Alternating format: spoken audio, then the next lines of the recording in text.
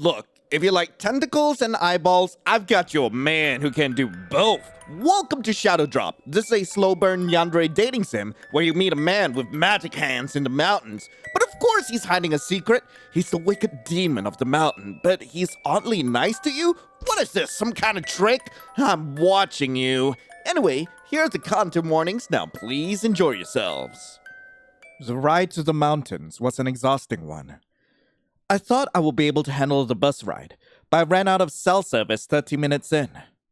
Considering my town is somewhere in Nowheresville, right at the edge of open fields for miles land, not having at least one cell tower, or even an arcane tower seemed dangerous to me. But I digress. I wasn't traveling to the mountains to argue about how dangerous it was to have no service in such a remote place, or whine about how my mobile games didn't work anymore. No, I was there to do something special. Oh. I sighed lightly as I looked out at the miles and miles of open grasslands and distant mountains. Mountains that soon I would be climbing. No! The scenic views weren't exactly filling up my entertainment meter, however. Boring mountains and grassy fields aren't the most exciting thing when you've only seen it for ages. And I didn't want to completely run through my stash of snacks and water. I'd need both if I was going to make it up the mountain. Besides, you can only eat so many granola bars before your mouth feels and tastes like drywall. One of the good things about getting out of town was that there wasn't any traffic. Not a lot of people are driving through these roads unless it was the holidays.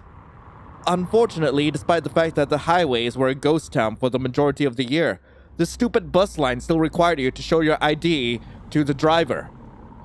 To verify you were actually the person riding the bus and not a convicted felon on the run, I guess. I reached into my bag's side pocket and snuck a quick glance at my faded out ID. First name on the ID? Yeah, it's Lion. Last name? Lion. Pronouns? They, them. I huffed indignantly and shoved my ID back into my pocket.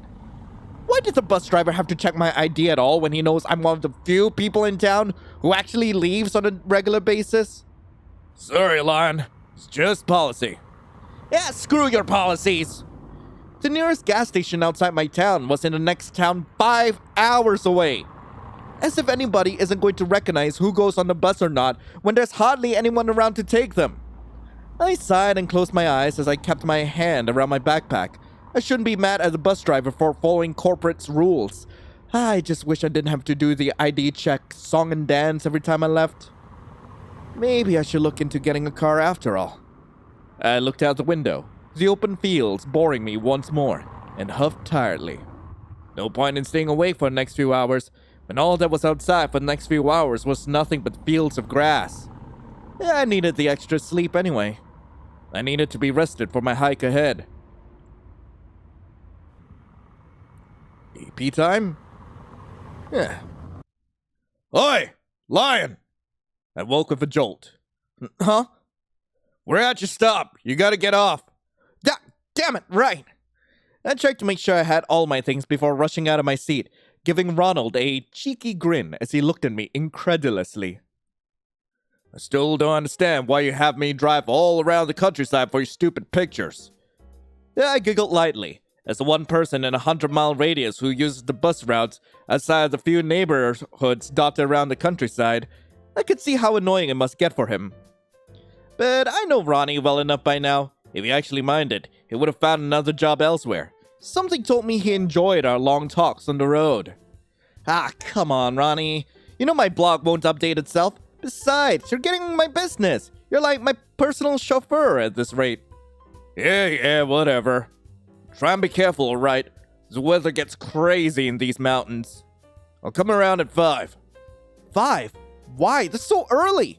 It takes ages for me to get the right photos for my blog. That's hardly enough time. Relax, it's barely noon. It's because I don't want you to get eaten by whatever's making the mountain dangerous. I rolled my eyes a little, but I couldn't fault him for caring. Don't tell me you're as paranoid as my neighbors. I'm not paranoid. Got common sense. If you're not at the bottom of the mountain by the time I get back, I'm calling the cops. Relax, Ronnie. I'll be fine. Now let me out of this bus so I can get some photos. I told you not to call me that. I gripped onto the straps of my backpack as I stepped out of the bus, watching as Ronald turned around and drove away into the distance.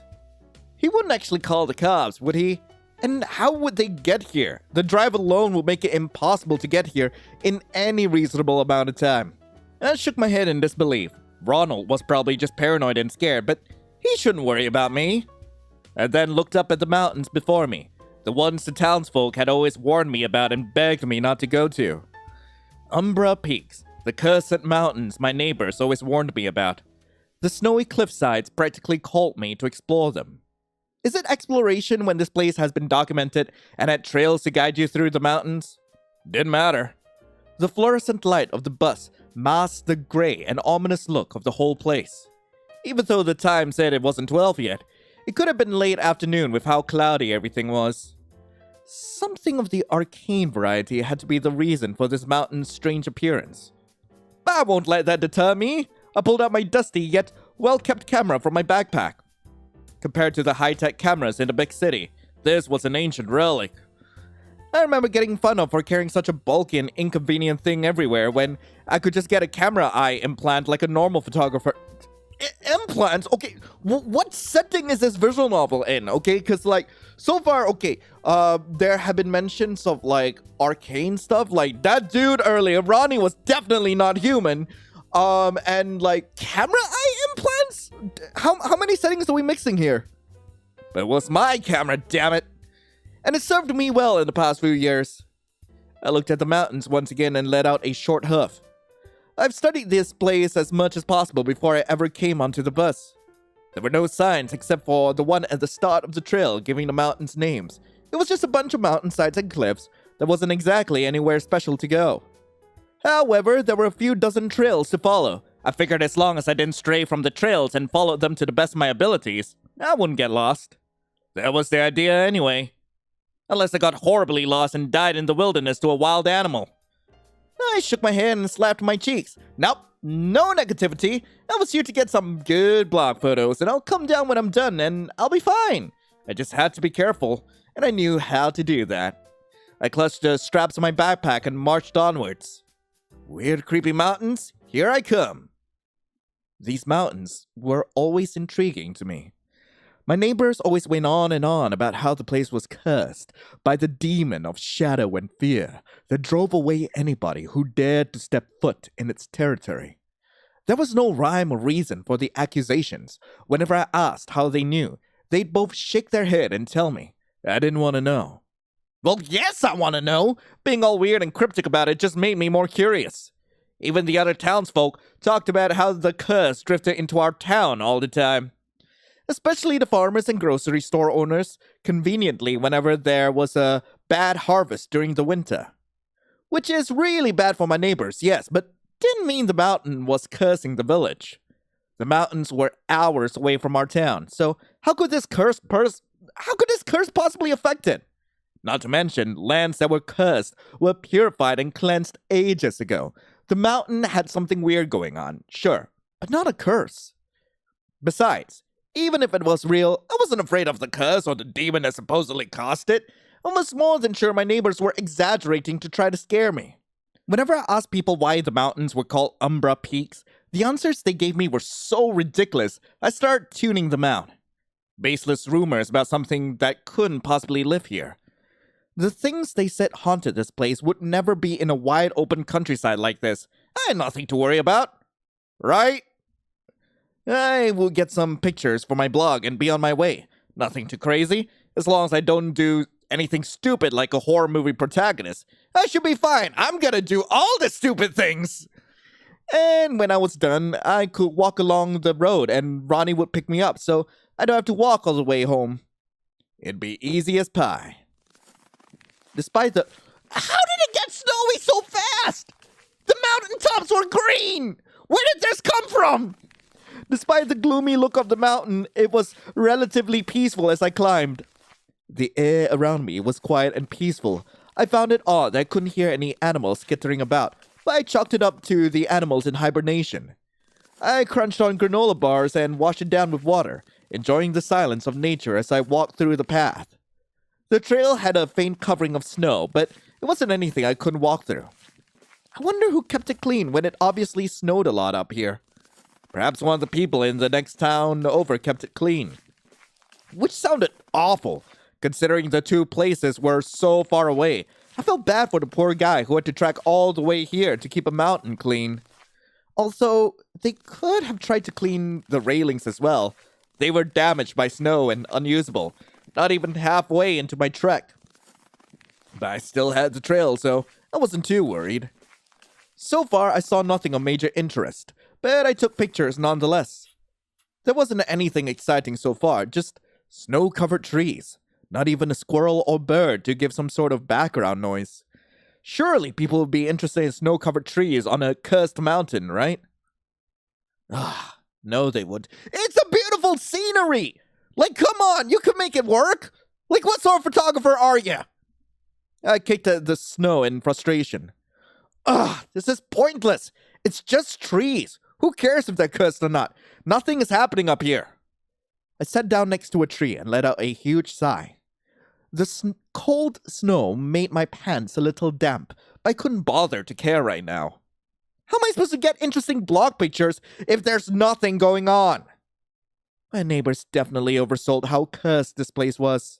I have got to stop listening to their ramblings. I pouted and rubbed at my eyes. I've been walking for hours and nothing. Just snow, trees, and even more snows and trees. It was pretty clear to me I wouldn't be finding anything interesting on this mountain.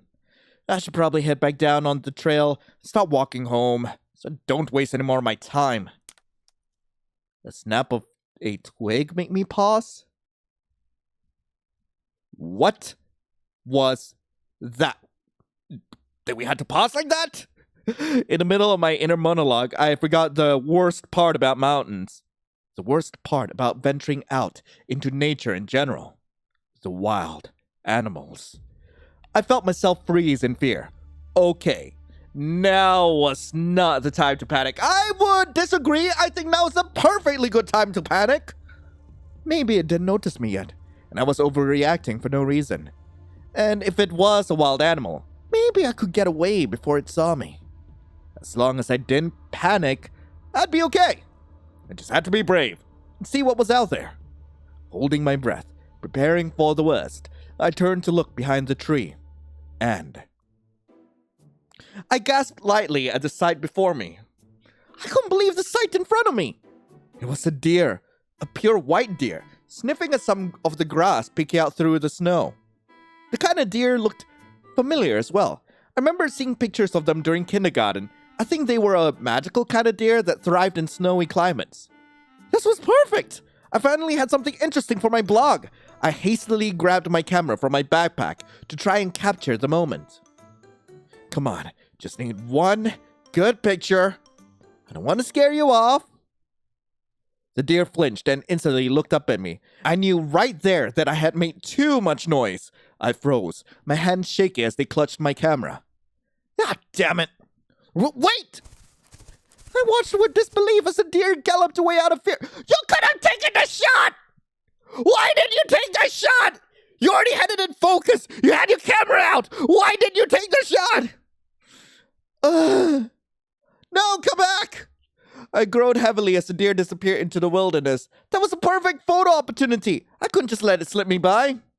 I looked down at the snow floor. The deer had left tracks behind, and I noticed that most of the tracks were near the trail I was on.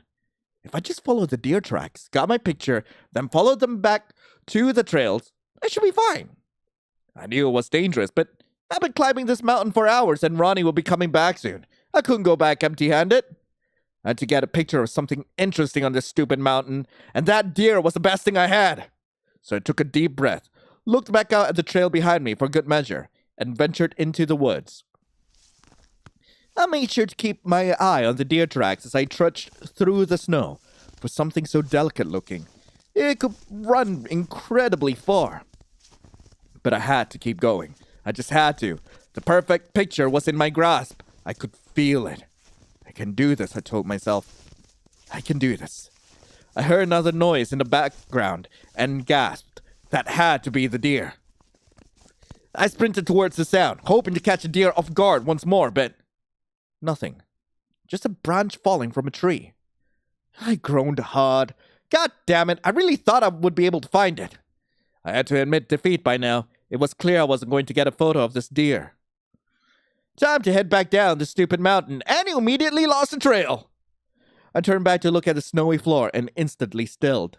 The deer tracks were gone. I ran through the woods, trying to find them again, but saw nothing. If anything, it seemed I just put myself further into the woods. How far had I gone from the tracks? I looked around anxiously, feeling my stomach start to churn. Okay, I was lost, in the middle of the woods. No big deal. There were dozens of trails I trekked through in order to get here. I just needed to find one. I slowly walked through the snow once again, feeling snow seep into my boots as I went on. I shivered, but pressed on. I was going to be fine. If push comes to shove, I would just walk down. Surely I would be able to find my way down to the front entrance of the mountain if I just went down, right? Another noise in the forest made me jump. No, now was not the time. I couldn't panic now. I couldn't.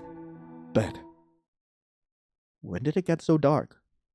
The fact that I was in the middle of the forest and defenseless was finally starting to settle in. I was stranded in the woods on a mountain full of God knows what. I looked around frantically, flinching at the sounds of my own feet breaking branches underneath me. I rushed to pull out my phone, try and see what the time was, but it wouldn't turn on. The battery was dead. Great. Just great. I was stuck on a mountain without any semblance of time, and I had nothing to defend myself with except a dead phone and a busted camera. What do you mean busted? I couldn't freak out just yet. Panicking wouldn't help me. When did you break your camera? I just had to head down the mountain. I would find my way back to the trail eventually. Okay. I gotta get out of here. Screw not panicking! The hell made that noise? I know the sound of a tree being knocked down when I hear it. Anything out here could knock down one of those huge trees in the forest. I didn't want to be around. It sounded way too close for my liking. I had to move. Now! I had no idea where I was going or what I was trying to accomplish by endlessly running through the woods. I just knew I had to get away. I would try and find the bottom of the mountain later. I panted heavily as I sprinted through the forest, doing my best to dodge and weave around the branches and stones in my way. I was grateful to not have tripped yet. My bag slammed against my back as I ran. I knew my fragile camera would have to be fixed after this, but I didn't care. Just had to get away from whatever that thing is. I had to. No, better yet, I had to get off this mountain. If I could just get far enough away to catch my breath, if I could just climb down this mountain, find my way back down the trail. By the time I saw the cliff, I couldn't stop. I fell before I could do anything to stop myself.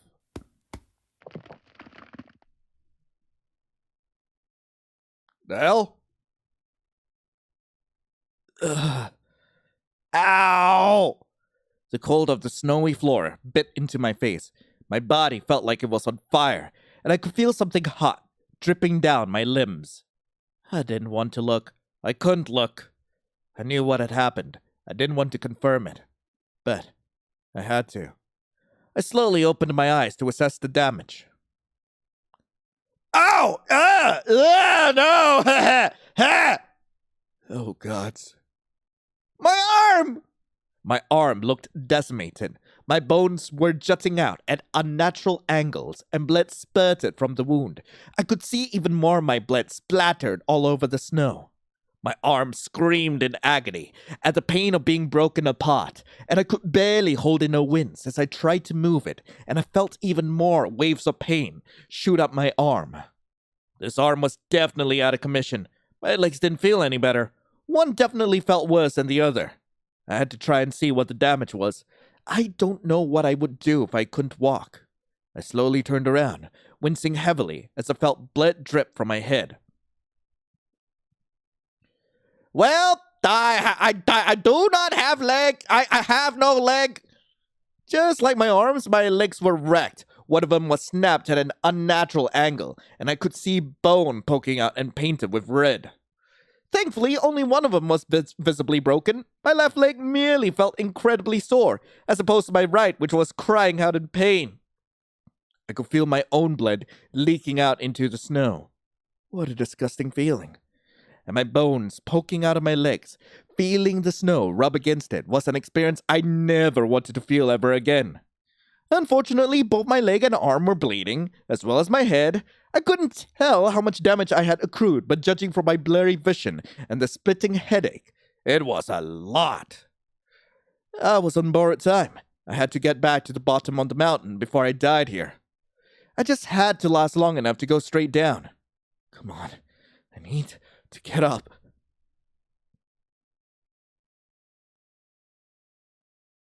As much as it pained me, I shakily stood up. I tried to lean on my non-broken leg for support, but it was just as sore as my broken one.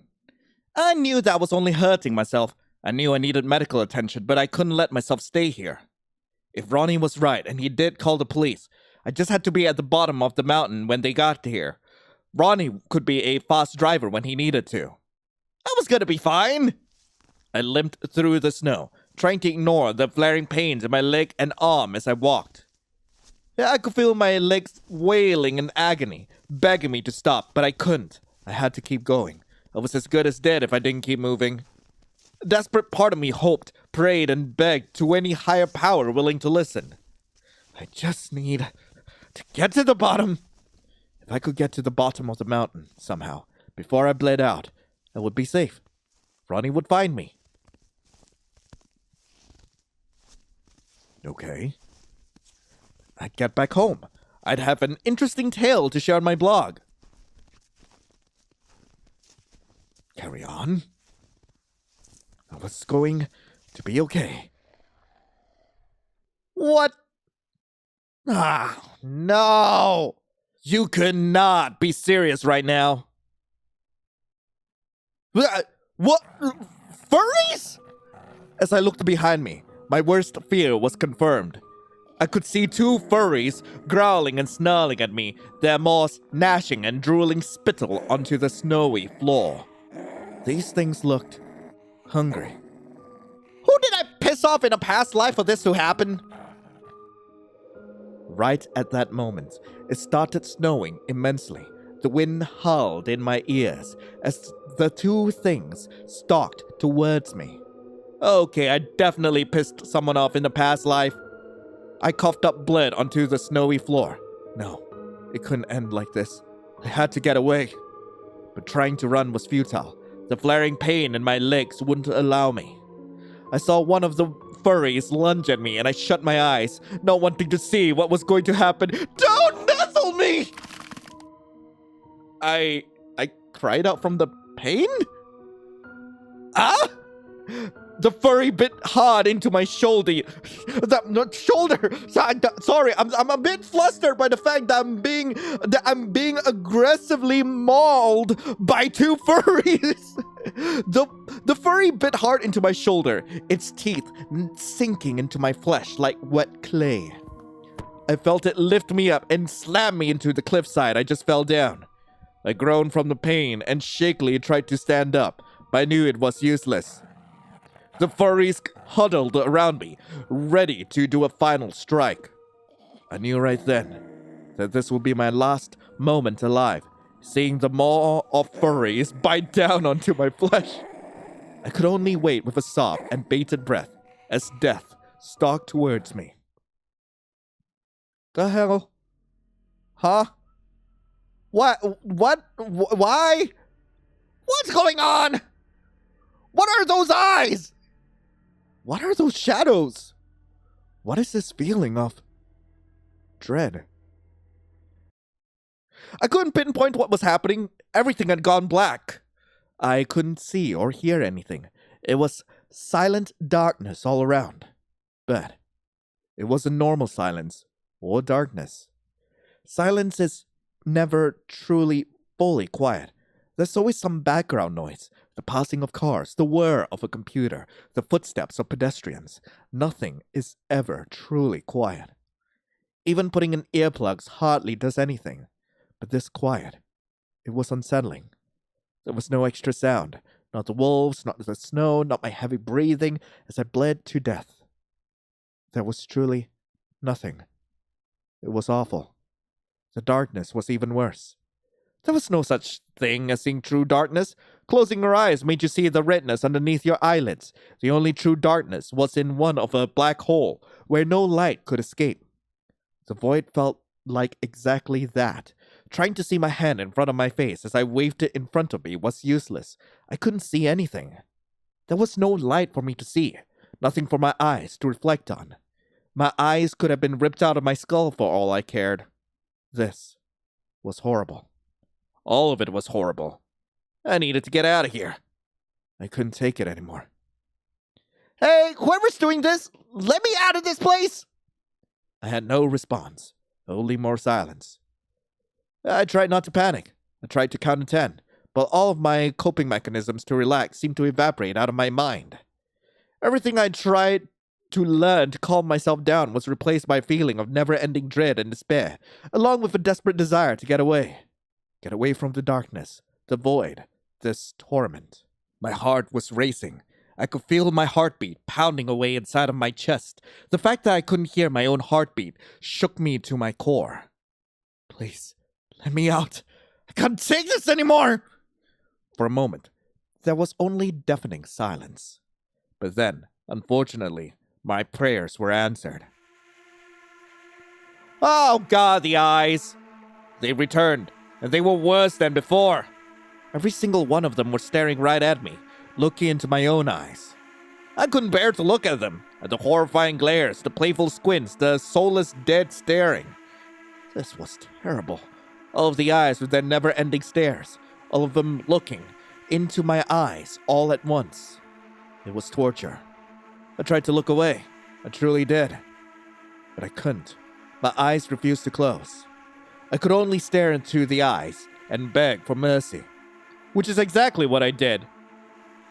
Please just let me out of here. This is torture. I can't take it. You can't take it? I froze at the sound of the voice. The echoey, raspy, and somehow robotic voice. The only thing that I could perceive with my ears was the voice of a nightmare. I watched in horror as my torturer appeared from the shadows. You are tormented. Oh God, the eyes! He was covered in eyes! The eyes that were ripping into me. Into my very soul! I tried to look away. I tried to squeeze my eyes shut, but nothing worked. I couldn't turn. I couldn't twitch my fingers. I could only watch. Okay. As the monster begins to smile. The smiles gained mouths. Horrible, awful mouths that split into wide grins and jittered around unnaturally. They began to laugh at my misfortune, as did the demon in front of me. You do not understand, little one. I do not care if you are tormented, or scared, or begging me to stop. I love it. I crave it.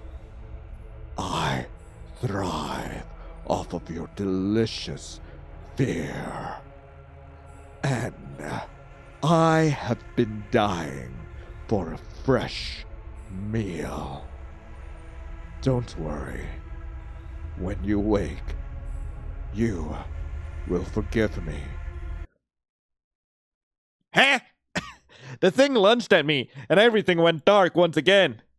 First, nothing, and then... The pain! Oh God, the pain! My blood was boiling!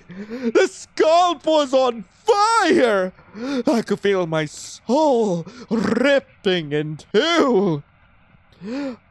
Okay, yeah, I get it. You want it to stop. Yeah, I get it. I know. Okay. Carry on. I jolted from the nightmare with a loud gasp. Everything was gone. The eyes, the mouths, the laughter. Everything was gone. All I could see was the ceiling, and all I could feel was a strange pressure on my arm and leg, like something was wrapped around them. I stared at the wooden ceiling in confusion. Where was I? Was any of that real? Did I hallucinate all of it? I wanted so desperately to think that I did, and say everything I experienced was a horrific nightmare of my own creation. But the feeling of dread wouldn't leave my body. The anxiety of the eyes couldn't leave my body. The feeling of the eyes worming their way into my soul was ever present beneath my skin. I had goosebumps that felt like bugs were crawling and squirming underneath every orifice of my body. The back of my neck prickled as if it was asleep and my scalp still stung. I wanted it to stop. No, I needed it to stop. Oh, please make it stop. I know! Oh, crap! I thought, What was that? A voice? From who? I strained my eyes to get a good look at who had spoken, but I didn't need to. The mysterious figure soon rushed in front of me, looking extremely panicked. Damn it! I thought Who are you? I didn't mean to sound so panicked and disturbed, but I couldn't help it. The fear wouldn't go away. I couldn't let myself get hurt by whoever this was. He was clearly a creature and possibly a magic user of some sort, judging by his fluffy appearance and his glowing eyes. Wait. So you're telling me that a telltale sign of a magic user is someone who's fluffy? Okay, take this down, everyone, because, your pets at home, if you have any, they're magic users. Harry, Uncle Billy Bob, or Aunt Lorraine, they're magic users. I want you to take note of this, and, I don't know what to do with this information. Y'all do whatever you want with that. Okay. Wait. Why did those eyes seem familiar? Ugh, I'm so sorry. I thought I'd fix you up plenty, but I don't think I managed to get everything right. I could only stare in confusion. What was he talking about? I think I could help you with some more magic, but you're human, and side effects can be dire if I'm not careful. My eyes widened a little in shock. He couldn't possibly be considering using magic on me right now. I would never allow a stranger I just met to do random spells that do God knows what on me. But I could do nothing but stare as I watched his hands spark up in pink and purple flames, the anxiety on his face not wavering. Even he knew this was a bad idea. Don't you dare touch me!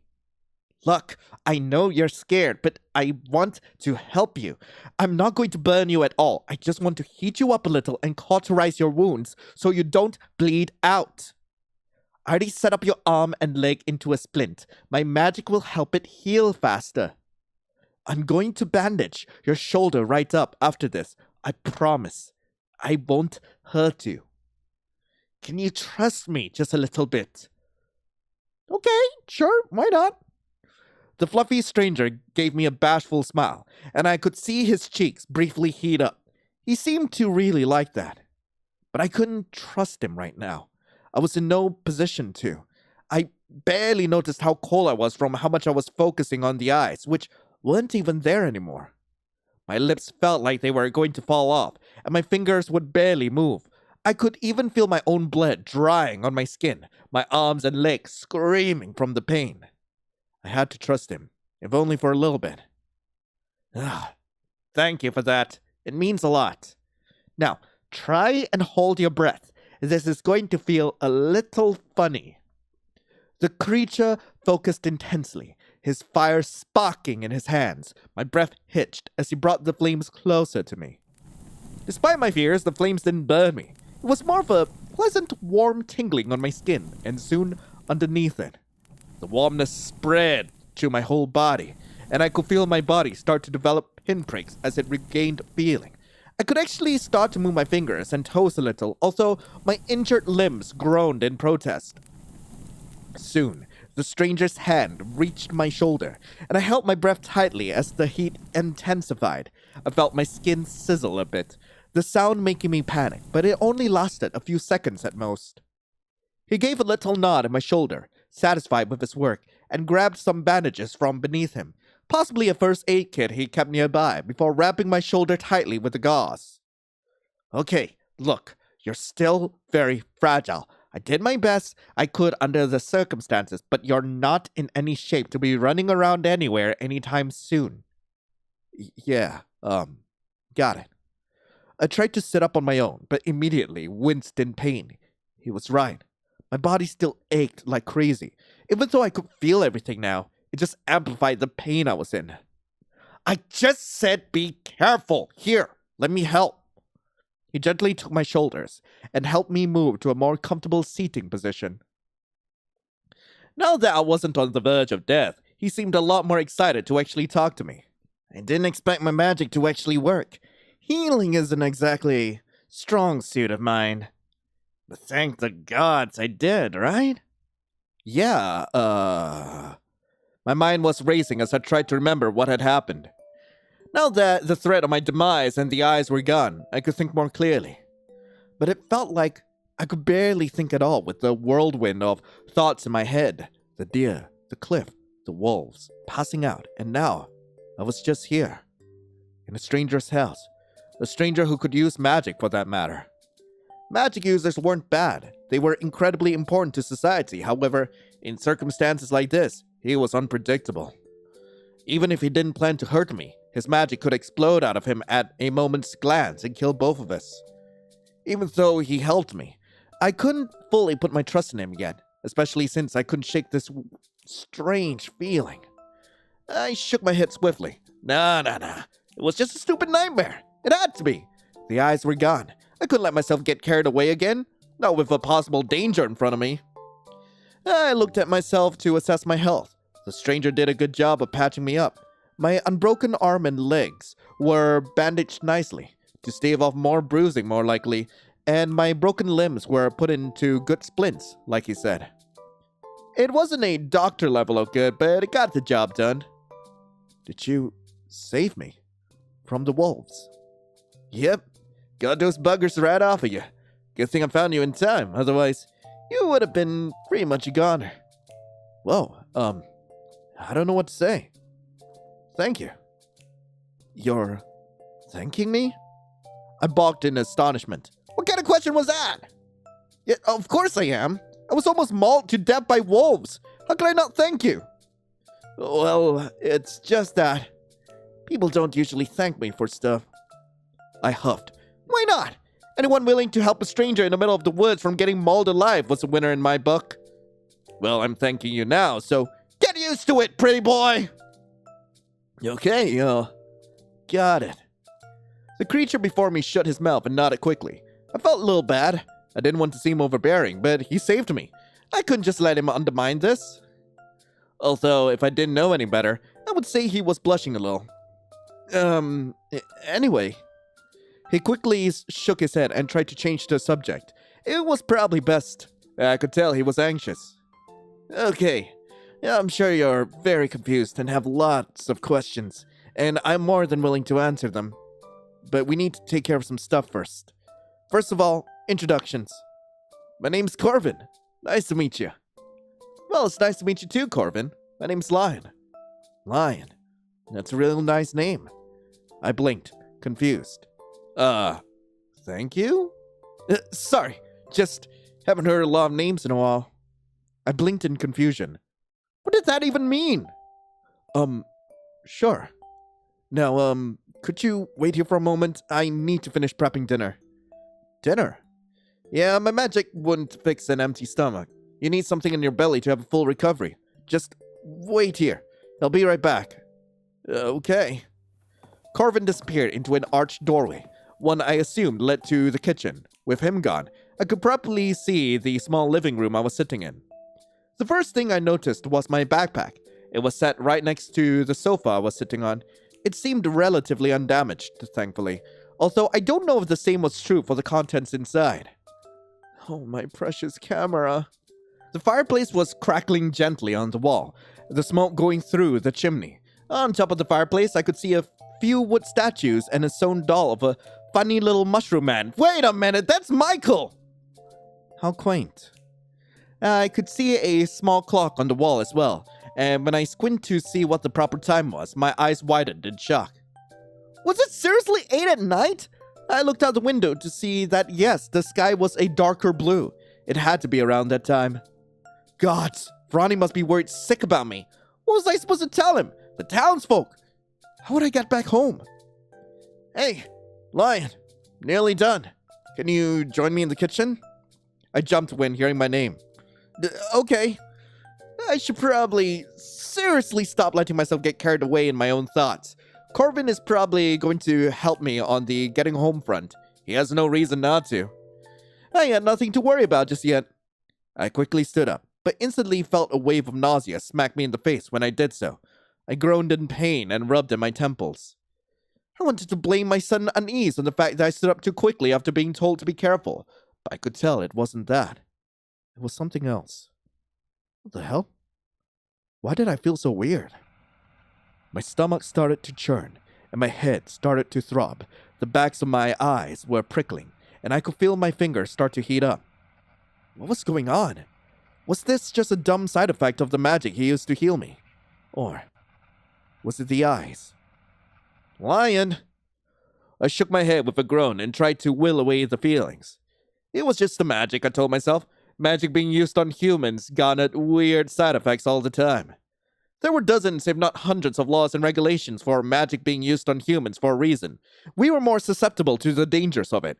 Corvin's fire probably just had a stupid side effect on humans, like other magic fire. It was just the magic. Whatever I expected when I walked into the kitchen, I was not prepared for what I got. It was brightly lit, the lanterns and fire in the stove giving off plenty of light and heat. It was a nice warmth that washed over me. I didn't expect a house in the middle of a snowy mountain to be so comfortable. The second thing that astounded me was the frankly astonishing furniture. Hardly anything seemed to match with each other. The small table holding the mortar looked old and run down and didn't fit the large cabinet of dishes and utensils in the corner. The cabinets around the sink were different than the ones closer to the fridge. And the fridge? How could he possibly have a fridge? What was it plugged into? Corvin was busy washing something in the sink. I saw his ear perked up as I walked in, and he quickly turned to me with a grin.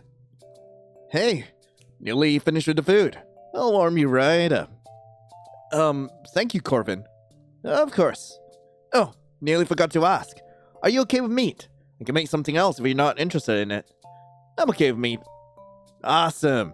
We'll be eating the same thing then. Just sit at the table. I'll be right with you.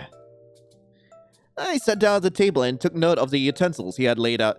They looked incredibly detailed, and as I looked closer, I realized they were made of wood.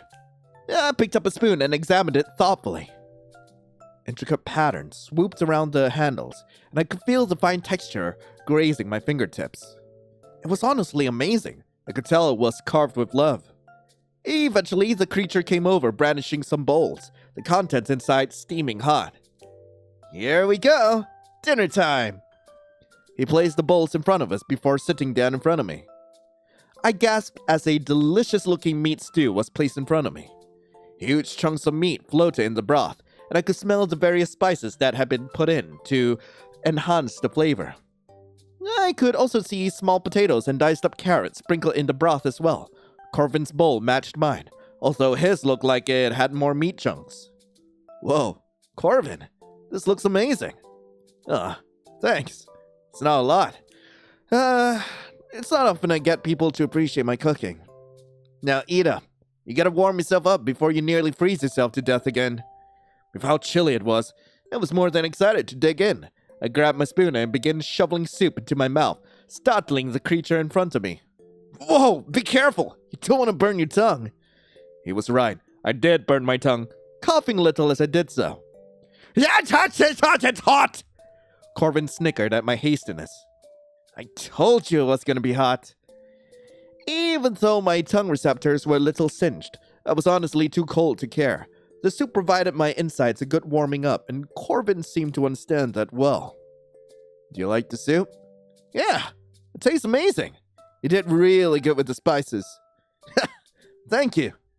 I can make plenty more soup if you want some. That sounds awesome.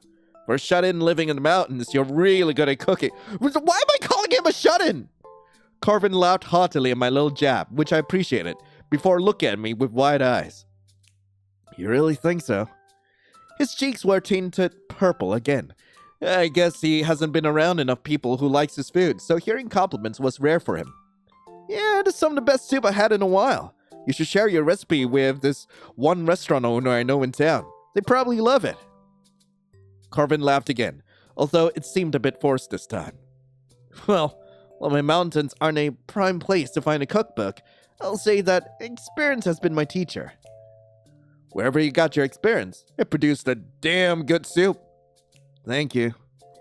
I gratefully souped some more of my soup, content with how warm it was making me feel. Corvin, happy that I was finally warming up, dug into his own bowl of soup. This felt rather nice, honestly. Wait, what do you mean by his mountains? So, Corvin's exclamation shook me out of my thoughts. Now that you're filling up on some food, I'll be more than happy to answer anything you ask. And to answer your number one question, that's probably already on your mind, yes, I will help you get back home. It just might take a while considering the whole, well, giant blizzard outside and all that. I think we should wait till morning. It's pretty dark out and I don't want you to run into those wolves again. But if you're really anxious about getting back, I can help you on your way after we finish eating. You'd really do that when it's so late? Of course. Whatever town you're from is probably worried sick about you. I wouldn't want your people to think you died up here or something. It's probably going to take a long time, and I don't want you straining yourself further with your injuries, but if you want to go back sooner, I won't stop you. I see. Feel free to ask me anything. I'm an open book. How did you save me from the wolves? Why are you living up in the mountains? Why is the fireplace red, but your fire is purple? Well, magic? How did you save me from the wolves? Like they were literally about to eat me alive. How could you have possibly done anything to help? Corvin perked up at the question. Just scared him off with a little magic. No biggie. I blinked in confusion as Corvin went back to his soup. No biggie. Nobody just scares off a couple of wolves without any trouble. Although he did use magic to do so. Maybe that helped?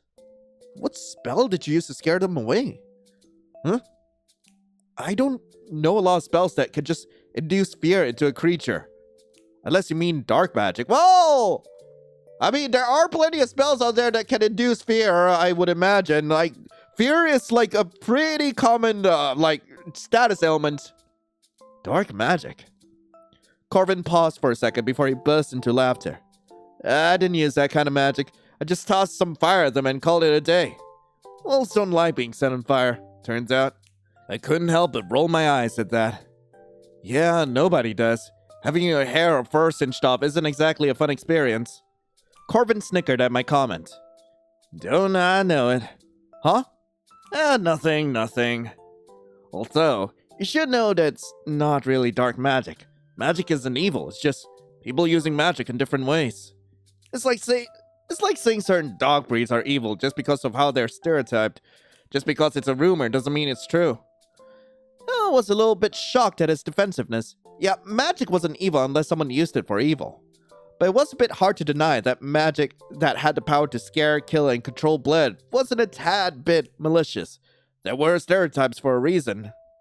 Although it was possible he was just a semantics nerd. You know, if you always get caught up in the technicalities to prove your arguments, you're not gonna get anywhere. Huh?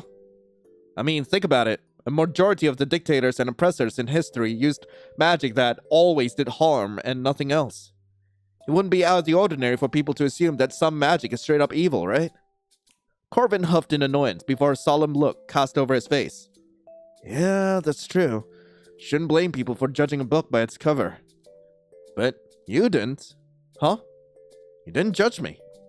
I rolled my eyes. Why did that sound so hard to believe? Of course I didn't judge you. You saved my life. But I'm a weirdo living in the mountains. Why be nice to me at all? I looked at him incredulously, trying to figure out if he was serious before realizing his expression wasn't wavering. He was serious. Oh boy, how isolated has he been from people for gratefulness to be a weird response? Corvin, you actually saved my life. Just because you're living on a mountain doesn't mean you're weird. You care about people who come up here, right? Yeah, I don't want anyone who comes up here to get mauled. That shows you're not a weirdo. You're just some dude living by himself. Nothing wrong with that. Huh. I guess that's one way of looking at it. Despite his words, I could tell he was still anxious. I felt really bad for him. I don't know how he lived on top of a so-called cursed mountain, but he shouldn't be judged for that. People have their own lives, and he wants or needs to stay here for whatever reason. I don't think it really mattered. I should probably try and break the tension a little. Besides, I know for a fact that you care because I feel like if you wanted to kill me, you would have just let the wolves finish their job. Corvin laughed so loudly at that, and I couldn't help but join in. You're really something else. Thank you, I think. Corvin's expression turned more stern, but he didn't lose his soft tone. No, seriously, it means a lot. More than you could ever know. I gave him a brief smile, although I was extremely confused. What exactly did he mean by that? Before I could get lost in my thoughts, Corvin piped in again. Hopefully you're enjoying the food, because I know I am. Are you living on a mountain? As soon as the question leaves my lips, Corvin blinked in confusion. He even stopped eating his food, looking at me as if I had 10 hands. Is that a serious question? My face flushed with embarrassment as I felt his glare. Yeah, it's a serious question. Okay, but why are you asking that? I balked at him in disbelief. Why wouldn't I ask that? My neighbors have told me constantly that this mountain was cursed and I shouldn't go here. And then to find out that someone has actually been living here this whole time? Like, you need to get off this mountain and move somewhere else before you get hurt. Magic can only keep you safe for so long. It's fine, I can handle myself. Just because you can now doesn't mean it'll last forever. I don't know why you're on this mountain, but whatever it is, it cannot be worth the risk of getting mauled to death by wolves every day. Value your life a little more, dude. Corvin stilled at my words, his eyes widening in shock, but he only burst into a fit of giggles. I pouted at his unorthodox response. Oh, don't laugh at me like that. I'm being serious here. I know you are. Sorry. But don't laugh at me. I'm sorry. It's just... His laughing face turned into a kind one, and his eyes softened while looking at me. It means a lot to know you care. So, thank you. Again, his response confused me. It seemed like basic decency, but I chalked it up to him not being used to people. Anyone who lived in the woods on a deserted mountain for who knows how long couldn't be expected to know normal social skills. Of course, Corvin. It'd be super weird if I wanted a stranger to get mauled to death by wolves. Corvin did his best to stifle his laughter, but didn't succeed very well. Thank the gods you're not. Before I could take another slurp of soup, Corvin perked up once again. Barely answer your question about the mountain thing. Let me just say, I'm up here for... complicated reasons. It's better for everyone if I just stay up here. And I know you might be worried, but trust me on that. That didn't really answer my question. If anything, it just made me feel even more confused. What do you mean by better for everyone? Better for who? The people in my town? Corvin chimed in once more before I could gather my thoughts. Unless you're just wondering how I lived up here without cell service. Yeah, I am actually. Nah, I'm good. Also, like, saying nah, I'm good will basically, like, just end this line of questioning. But going, yeah, I am actually, would actually, like, give you more context. So we're gonna go with that. I'm extremely confused by that fridge. Corvin tried to stifle his laughter at my confusion. You're seriously confused about the fridge? Yeah, you're in the middle of nowhere. How do you possibly have power? Yeah, it was really easy, actually. It's hooked up to a generator I made. A generator? Made from what? An old train engine. Corvin chomped down on some chunks of meat as I balked at him. A train engine? Corvin only looked at me perplexed. Yeah, the fridge wouldn't work otherwise. You could just gloss over the fact that you've got a train engine all the way up here. This is a mountain, Corvin. How'd you get it set up to be a working generator? Trying to set it up is an insane story. It was super exhausting and took ages. At least a month to get it in good working order. But I managed to do it. And now it's got a nice power source for my fridge. Before I just turned any food I didn't eat into compost, but now I just save it more properly. It's awesome. He didn't exactly answer my question, but I suppose it was fair. From the way he talked, it was an ordeal and a half, and he didn't want to get into it. Which I could understand. I wouldn't exactly want to talk about the time I moved into any of my apartments. Is there anything else you wanted to ask me? Why do you use lanterns? What do you mean? I mean, why use lanterns if you have a generator? Can't you just hook up the generator to other parts of the house and use actual lights instead of fire to make things visible? All these lanterns are starting to feel like a fire hazard. Corvin stopped his chewing to think of an answer, his ears twitching as he did so. Well, the generator is pretty old. It's in working order, but putting more strain on it would be asking too much of it. I wouldn't want to break the only thing giving me fresh food when I could easily use lanterns and torches to light my way. I nodded in understanding. I doubted Corvin's train engine was a new fancy one that got used in the portal trains. I could see why he didn't want to use it more. Besides, I'll always be warm in the house with all the fireplaces going. That's a sizable bonus for me. I snickered a little at his enthusiasm. That's a plus, I guess. Why is the fireplace red but your fire is purple? Corvin stared at me silently before he burst out laughing. My face flushed, embarrassed. Oh, come on, I'm being serious. Magic fire and normal fire are two different things. I should be allowed to ask. Of course you're allowed to ask, but gods, I did not expect a question out of all of them. Corvin took a moment to gather himself before he calmed down enough to answer. Okay, the answer is pretty simple. I start the fire in my fireplace and lanterns normally, with flint and steel or matches, so it's not of the magic variety. Why not just use your magic fire to keep it going? Because constantly using magic to keep a fire going wears you out fast, Lion. I doubt a human would know the struggle. I slightly gasped at his audacity. Hey, just because we can't use magic doesn't mean we don't know what it means to get tired. Try carrying in 2 tons of groceries when your apartment has 4 flights of stairs. I groaned at the thought of my first apartment and the tiny staircase I tried to make up the flight of stairs with so many bags. It's a nightmare. Corvin scoffed at my example. Really? That's the best you could come up with? Try keeping a magic fire going when you've been chasing a gazelle for hours on end, only to lose it to an incredibly annoying pack of wolves. Gods, I hate those things. Wait, you know that pack of wolves? Now it was Corvin's turn to groan loudly. Know them is an understatement. They're so annoying. They've been the only threat to me since I moved to this stupid giant rock and are constantly giving me trouble. Seriously? How? The look on Corvin's face made me realize how dumb of a question that was. How? How are they not a nuisance? They steal my prey, set up my traps, take my prey from the traps I set, attack me when I get too close to their young, even though those little runts are the one who try and nip at my boots. And I caught one hissing in my garden! I gasped in shock. Oh my gods!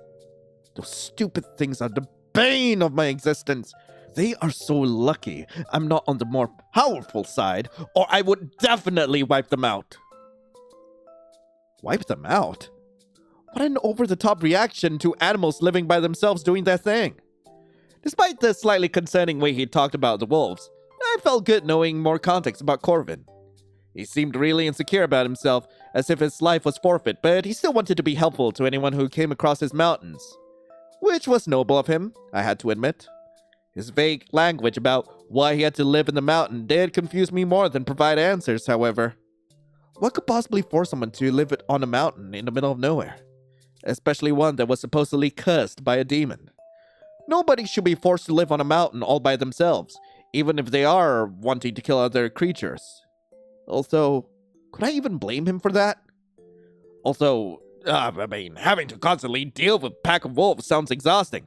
I would want a break from them too. Hunting seemed like a chore from how he grumbled about it. Getting rid of the one thing stopping you from getting food would be useful. I just wished he wouldn't use the term wipeout. It was a tad bit aggressive to my liking. Still, from what I've seen from him, he was rather nice. Lion?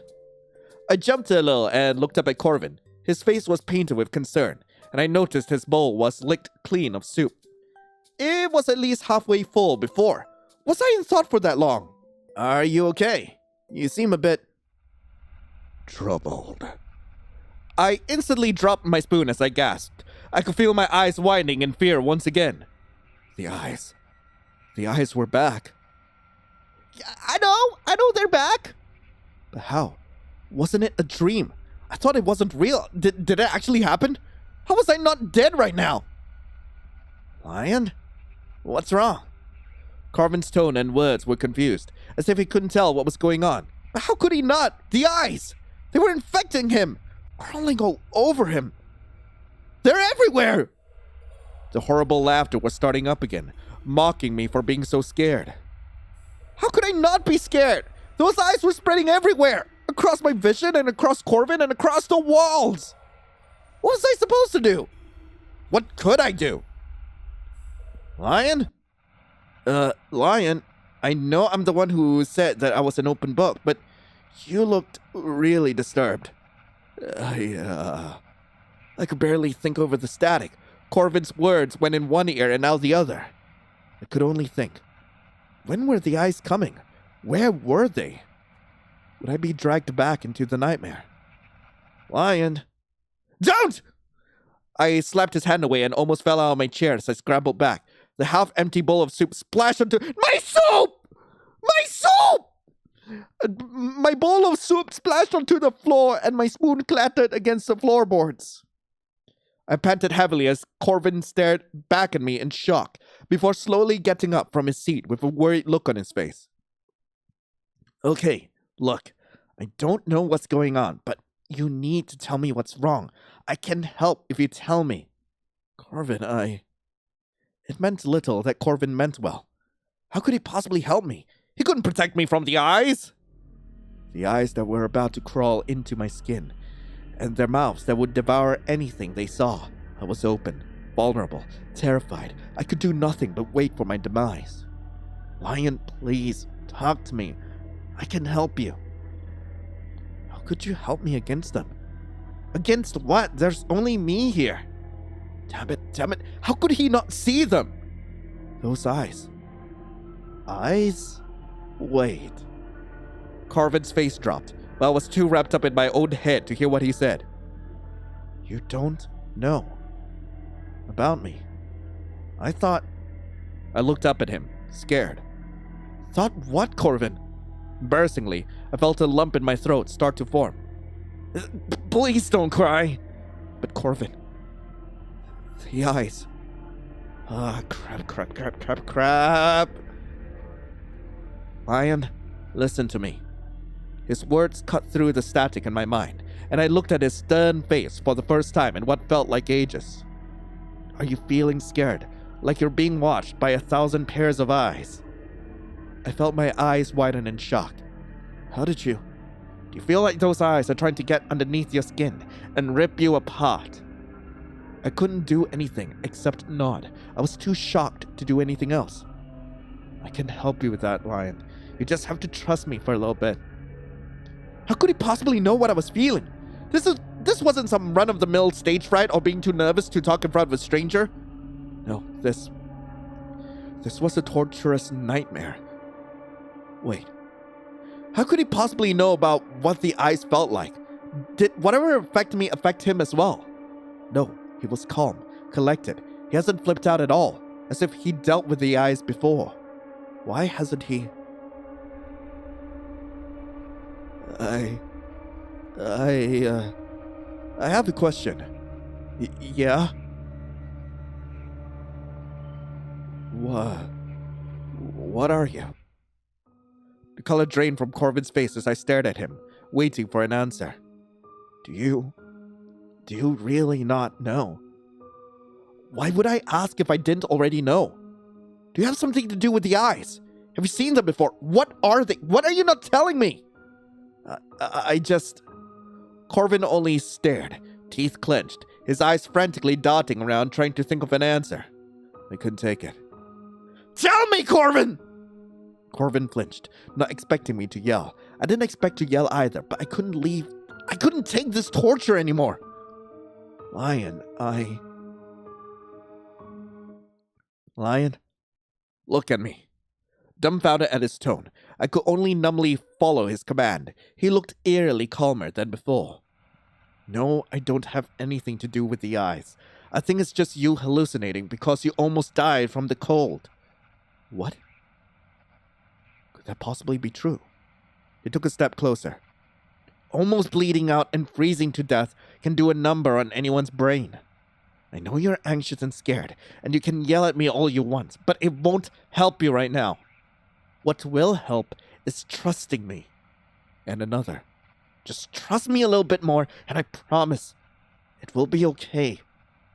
A worried look flashed across his face. Can you do that for me? Something about the way he spoke made some of the worries go away. The fear of the eyes melted off my body and seeped into the floor of the cabin. The eyes weren't a problem anymore. My fear of them wasn't pounding away in my chest anymore. What did you have to worry about? There wasn't any eyes here. You were fine. Perfectly fine. Nothing to worry about. Are you doing better? I let out a shaky sigh, but managed to nod.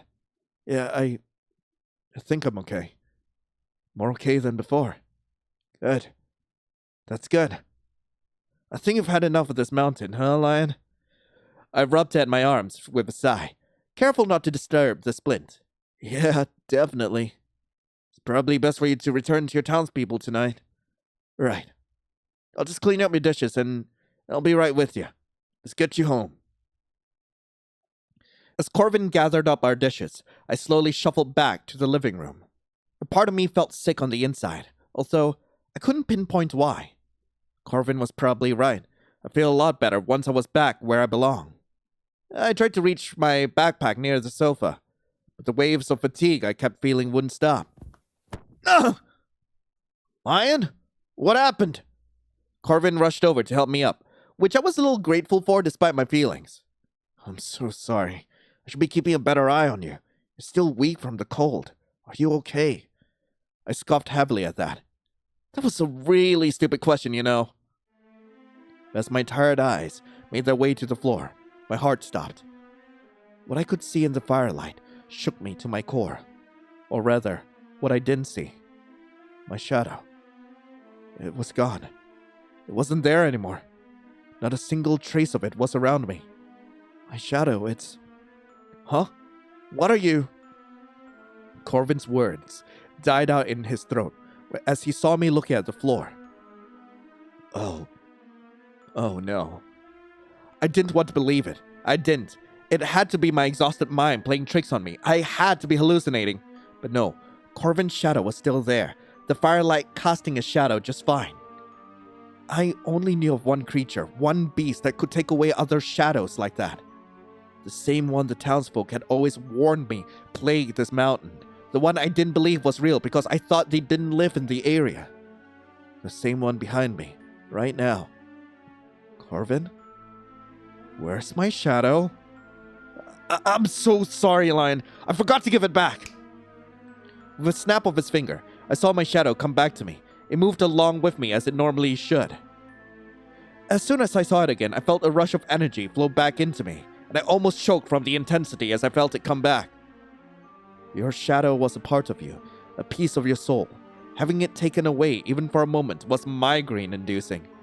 It took a few moments, but I started to feel normal again, more like myself. I shakily stood up and turned to face Corvin. Lion, please, let me... You're the mountain demon, aren't you? Corvin's silence said everything for me. You're a penumbra. Penumbrae. Creatures of darkness. Monsters that dwelled in the shadows they controlled. They fed on despair, sacrificed innocence in rituals, shapeshifted into anything necessary to scare and torment their victims. I never believed my neighbors when they said one lived in this mountain. Almost all of them lived in their own country, where they could harm nobody but each other. Almost all of them. But now, the proof was right here, in front of me.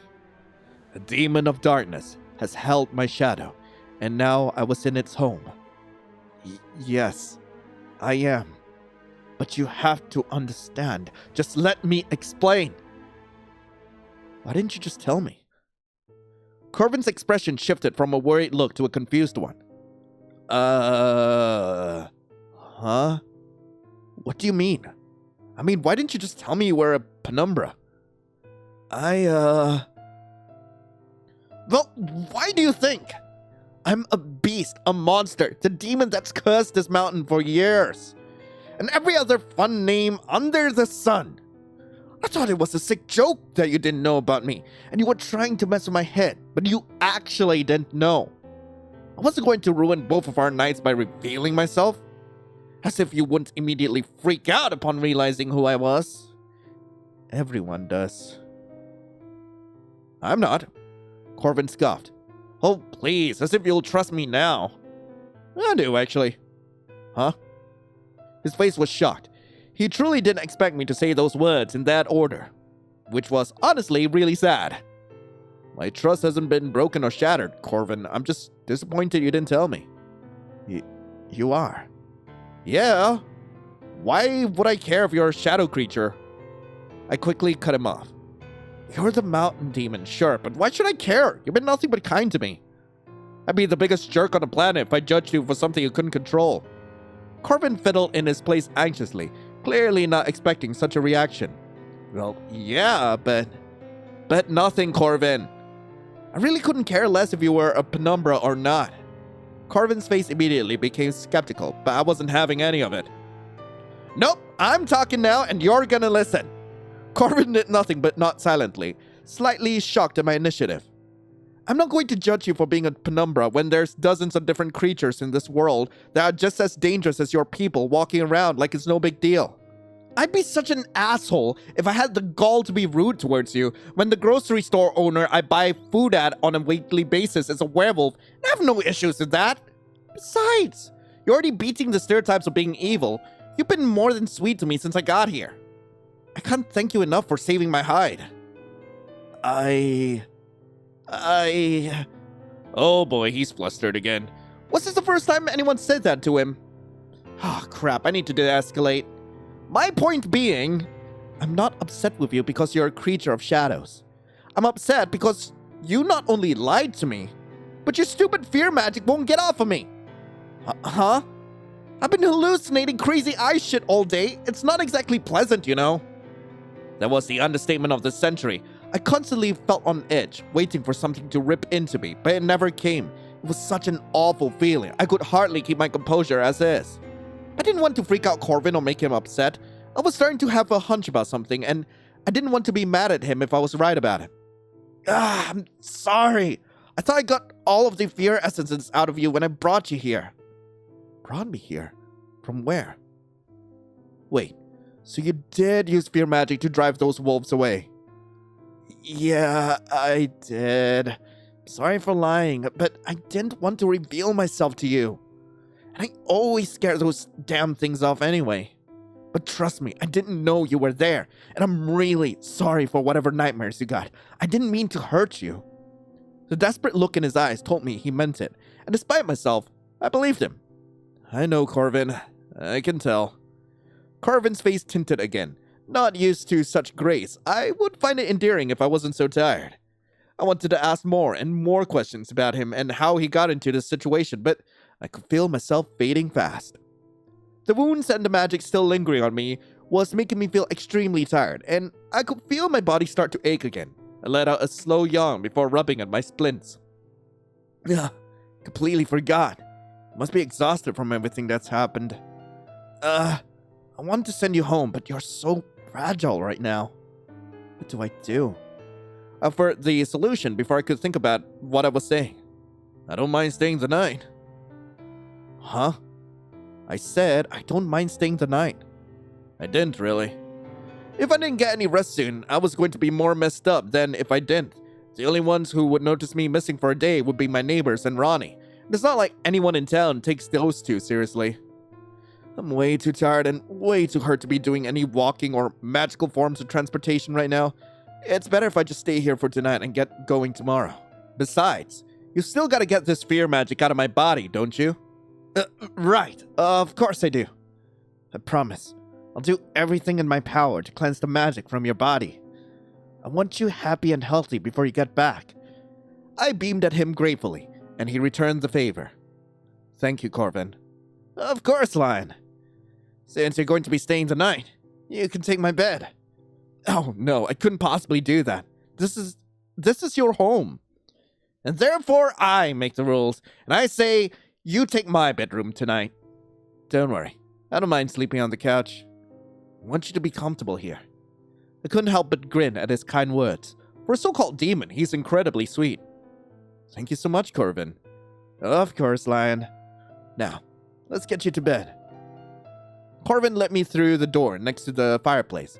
Inside was his bedroom, a quaint place with a large window seat and a comfortable-looking bed. As I looked around, I noticed there was only a clock and a dresser in the room as well as a myriad of books neatly placed on top of the dresser. Were those Corvin's books? And how did they get all the way up here? Here we are, my room. Sorry if it isn't fully cleaned up. I didn't expect you to stay the night. I looked around the barren room once more before looking back at the anxious creature. You're fine, Corvin. Trust me. If you say so. Have a good night. It was really nice talking to you. Corvin stepped out of the room and closed the door behind him. I looked back at the bed and breathed deeply. The bed has never looked so appetizing before. I flopped onto the bed and sighed deeply. It felt as though a huge weight has been lifted off my shoulders. Now I knew what Corvin was. I could think more properly. Honestly, Corvin was really sweet. I didn't expect a penumbra to be so kind or helpful. All I've been taught about them is that they were demonic creatures who fed on suffering. But I'm starting to wonder how true that really is. Corvin felt less like a demon and more like someone who was really anxious around people, which made sense. The average person wasn't going to be completely chill with his kind. But who cared if he was a penumbra? There were dragons flying about. Dragons that were also considered evil. Corvin isn't exactly any different from them or any other species stereotyped as evil. Honestly, I think I want to try and be more of his friend. The more I thought about it, the more confident I felt. I didn't want the shadow creature to be alone by himself in the mountains. I wanted him to have at least one friend. Everyone deserves at least that. And hopefully, maybe that friend could be me. I yawned loudly. Gods, I was tired. I needed to rest if I was ever going to attempt to make progress. Alright, EP time. No one's gonna show up in my peripherals, right? Right? I'm not gonna see eyeballs, right? I am blinking way too much! Hopefully, tomorrow will bring good results of all my endeavors. And hopefully my nightmares will go eye-free. Never mind! Oh, god damn it. Okay, I'm probably only gonna be doing this once in my series for ShadowDrop, but I do want to see the other ending for this. So for that, once you're given a choice to say you're a monster or why did you just tell me, just say you're a monster. This just tanks your affection points with him, so let's go. Get away from me! Lion, just wait a second! I said stay away! No, wait! Just let me explain! I just need to! No! I slapped him away instantly, making him freeze in his tracks at the strike. Get away from me, you disgusting beast! Lion, wait! I paid no attention to his screams as I took hold of the doorknob and slammed the front door open. The freezing winds pierced my face and stung at my eyes, but I had to ignore that. I needed to get away. I ran into the snowy tundra as fast as I could, not stopping for even a second to look behind me. The only good thing that beast did for me was heal my wounds. Otherwise, I would have never gotten so far. I didn't know where I was running, but I didn't care. I couldn't allow myself to stop. I had to get away from that monster. If I could find a trail to go back to my original plan of following them down the mountains, maybe I could get out of this cursed place and never return. I just need to. I yelped as I tripped over a large rock. Again! I plopped headfirst into the snow and smacked my head on an even larger rock. Ugh! The hell! I winced as I felt more of my blood drip down my forehead. The stupid forest would be the death of me. I shakily stood up to try and get my bearings, only to come face to face with the furries again, snarling at me and gnashing its teeth. I saw the rock I tripped over move behind the wolf, whimpering. It was not a rock. It was a wolf cub, the cub of the wolf in front of me at the very moment. Please, I didn't even get to finish my sentence before it lunged at me. Come on. Come on! They couldn't have gone far. They couldn't have! Lion, please. Where are... I see. What should I do? I'm so sorry, Lion. I didn't want you to be another casualty in this mountain. Even if you did despise me. I did my best to give you a proper burial, shadow and all. May your soul rest with the gods. Ending 1. Fed to the wolves. So that was ShadowDrop. I really hope you guys enjoyed it. If you guys do want to play this for yourselves, link to the game will be in the description below. And gotta say, I did enjoy the game. I do enjoy the story and like the fantasy setting. Like, god freaking damn. And I love the lore. I love like finding out what Corvin was, and I'm so excited to see what exactly is gonna happen in the upcoming days. If this game's gonna be getting an update anytime soon. But in the meantime, hey, thank you so much for watching. Hope you all have a lovely rest of the day, and as always, I'll be seeing you in the next video. This is Lion, signing off. Ciao.